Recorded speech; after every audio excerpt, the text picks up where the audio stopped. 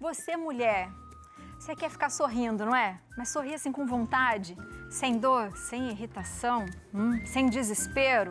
Você tem TPM? Fica de zoião. De acordo com a Organização Mundial de Saúde, 90% das mulheres em todo o mundo apresentam TPM, nome popular para síndrome da tensão pré-menstrual. Contudo, entretanto, minha gente, esse não é o único distúrbio causado pela menstruação.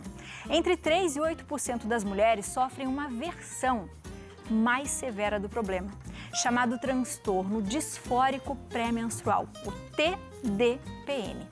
Para falar sobre esse assunto, a gente vai conversar com o ginecologista Dr. Fabiano Serra e a psiquiatra doutora Flávia Sano. Sejam muito bem-vindos à nossa casa. Tirou férias também, doutor? Descansou? Tirei com você. Ah, que maravilha. Que bom. É bom descansar, Coincidentemente, né? com Não você, é? foi. Seja muito bem-vinda, Muito doutora. obrigada. Prazer. Prazer.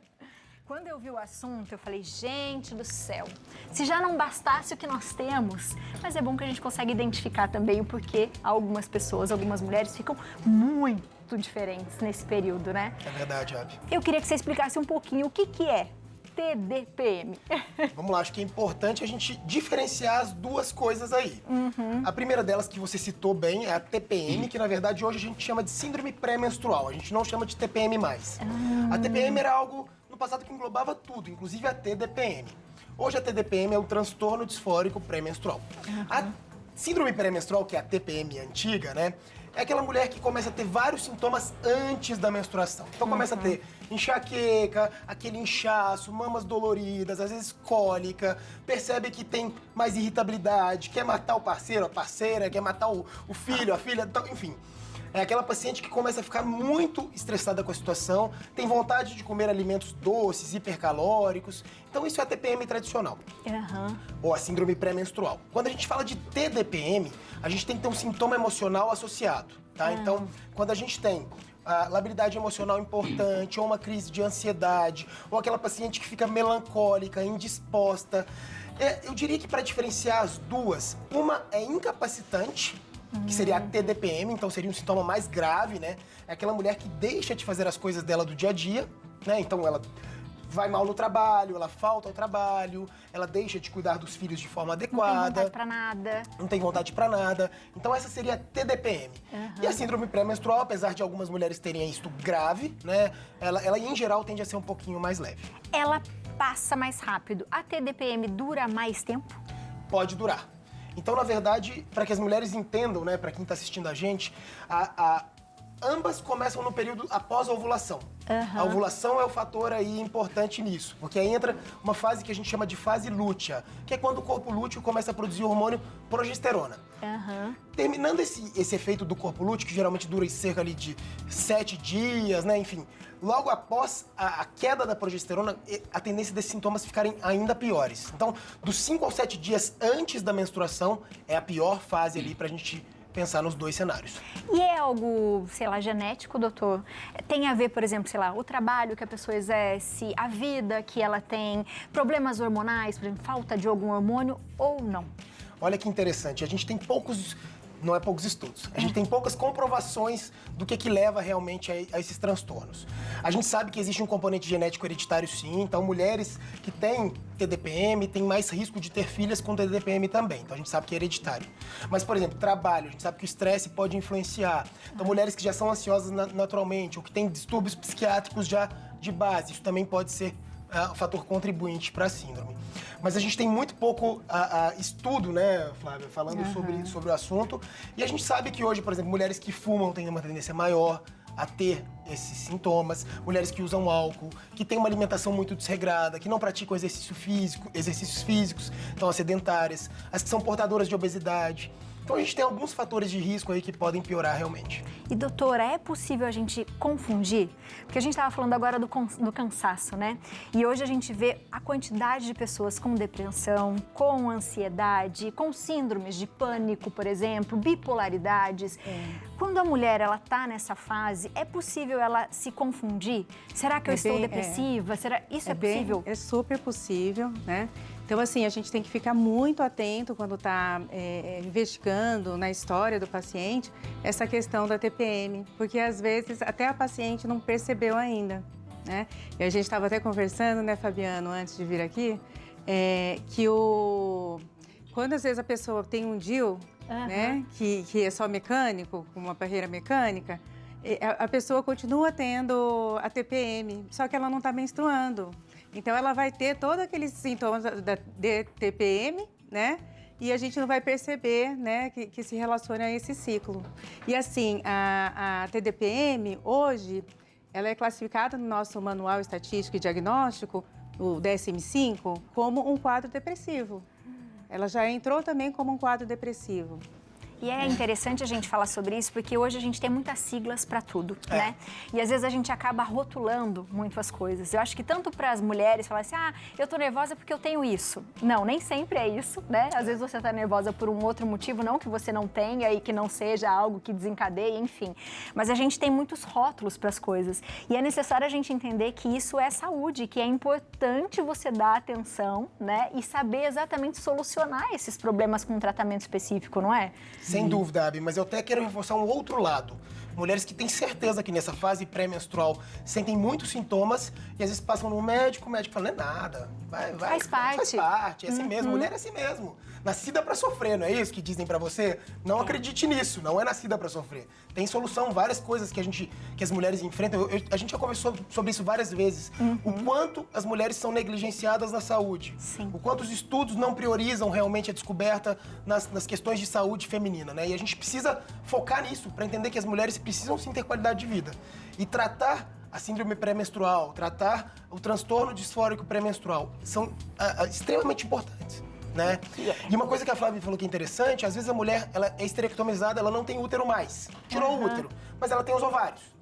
Ou ela usa um DIU hormonal, que é um DIU que, em muitas mulheres, corta a menstruação. Então, às vezes, ela continua tendo essas fases do ciclo com muitos sintomas, com uma sintomatologia exuberante, mas o fato dela não menstruar, ela não consegue associar. Mas, na verdade, ela tem ali ou uma síndrome pré-menstrual ou um transtorno disfórico pré-menstrual. E pensa que é uma coisa que agora a gente está falando mais, né? Nos últimos anos a gente tem falado mais. Mas quantas mulheres, por exemplo, minha mãe poderia ter tido a TDPM, né? E não ter identificado o tanto que, de repente, ela pode ter sofrido, porque a mulher tem essa coisa de se sentir culpada, estar culpada porque está nervosa, culpada porque tem dor, culpada porque está ansiosa, já tem né? um estigma, né, em relação à mulher. Exato. Essa brincadeira de, ela está em TPM. As pessoas, eu acho que ficam até um pouco envergonhadas de se queixar, né? Exato. Porque virou, assim, uma chacota, assim, né? É algo machista também, né? Exato. A gente tem um depoimento, acho que em casa vocês vão entender um pouco mais, não é isso, Léo? É isso aí, Abi. A gente tem um depoimento da influencer Sara Leva, que tem TDPM. Olá, meu nome é Sara Leva, sou de Goiânia, Goiás, tenho 32 anos e tenho TDPM. Eu fui diagnosticada em menos de um ano, só que eu venho sofrendo desde a minha adolescência e eu não sabia. Na época não tínhamos acesso a tanta informação como tem hoje, né? Eu achava comum sofrer muito na TPM, porque as pessoas só falavam em TPM, não falavam desse transtorno, dessa agressividade que a TPM poderia causar. Quando eu completei 30 anos, parece que uma chavinha virou na minha vida e ficou completamente fora do controle. E eu ficava muito deprimida, porque eu não sabia o que estava acontecendo. E em novembro do ano passado foi o meu colapso de não aguentar mais os sintomas que estavam muito fortes. E eu parei no pronto-socorro com uma crise de ansiedade muito grave. E a partir daí foi que eu tive ajuda real. Precisei modificar minha vida completamente, como por exemplo, a minha alimentação é uma alimentação muito regrada. Eu tive que fazer mais exercícios do que eu fazia, mudar o meu estilo de vida para poder ajudar e adaptar, principalmente nessas fases, né? Nós precisamos ter pessoas que entendam também sobre isso e nos ajudem, né, a lidar com isso. Sozinho fica tudo muito difícil, muito complicado. E encontrei no Instagram a página TDPM Brasil, que é da Maia Barreto, inclusive. Eu sou eternamente grata por ela ter se exposto, colocado ali todos os sintomas que são horríveis, que eu consegui descobrir e encaixar e fazer sentido tudo que eu tinha com todo o diagnóstico que eu já tinha, Mas isso foi, assim, uma luz para mim ver que eu não estava sozinha. Muito legal. Doutora, ela falou sobre a alimentação, que ela começou a tomar alimentação regrada, né? Algum tipo de alimento ajuda nesse tipo de diagnóstico?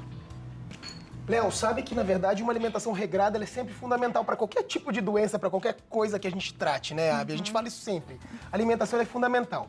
Existem alguns estudos que falam de vitamina B6, de vitamina E, de magnésio. Então, tem alguns alimentos que são relacionados a essa melhora. Mas quando a gente coloca isso num estudo efetivo e comparando com placebo, a gente não tem uma evidência muito forte a respeito da alimentação. O fato é, mulheres que mudam o estilo de vida, e essa é a primeira medida que a gente faz no tratamento. Você vê, é a Sara, né? É. A Sara contou isso pra gente, que ela teve que mudar o estilo de vida, e esse é o primeiro tratamento que a gente faz, né? Claro que dependendo, pelo que eu entendi, ela tinha um quadro realmente muito grave. E aí a gente já associa alguns medicamentos quando necessário. Mas a mudança de estilo de vida ela é fundamental. Então, uma alimentação regrada, prática de exercícios físicos, psicoterapia é descrito também como algo que muda esse prognóstico da doença. Mas uma coisa que você me perguntou no começo, que eu acabei não respondendo, Abby, foi sobre os hormônios. Se existe uma diferença nos hormônios entre as mulheres que sentem e as mulheres que não sentem. Os estudos não mostram essa diferença também. Então, está muito mais relacionado, às vezes, a uma sensibilidade cerebral a esses hormônios do que propriamente as quedas dos hormônios, porque as quedas, elas são similares. E por isso que é tão difícil um diagnóstico com exames, por exemplo. Não existe. Não existe. A gente tem alguns estudos que foram feitos com pesquisa de serotonina no sangue, porque isso a gente sabe que tem a ver com os neurotransmissores, e a Flávia pode falar muito melhor do que eu, mas tem a ver com os neurotransmissores e o principal deles é a serotonina. É por isso que tem uma queda desses neurotransmissores, é por isso que a mulher quer comer doce, quer comer um monte de açúcar, porque são alimentos que aumentam a serotonina, então a tendência é essa. Só que o que acontece? Entra num ciclo ruim, porque esses alimentos são prejudiciais.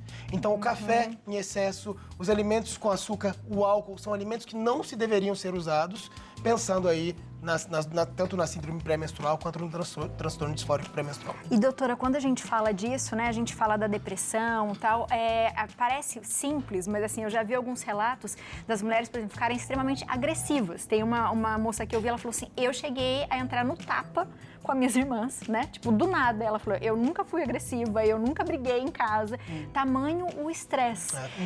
E aí as pessoas chegam, elas têm que tomar algum remédio, fazer um acompanhamento psiquiátrico, doutora, como que isso funciona também? Então, pode acontecer mesmo da pessoa ficar muito irritada, de ficar com raiva mesmo, de querer pedir divórcio, né? De querer pedir demissão, de brigar com o chefe, de acontecer várias coisas danosas para a vida dela, né? Então tem que tomar muito cuidado com isso. E assim, as pessoas que têm depressão e que têm transtorno de ansiedade, elas são também mais suscetíveis a TDPM, né? Isso acaba ficando agravado.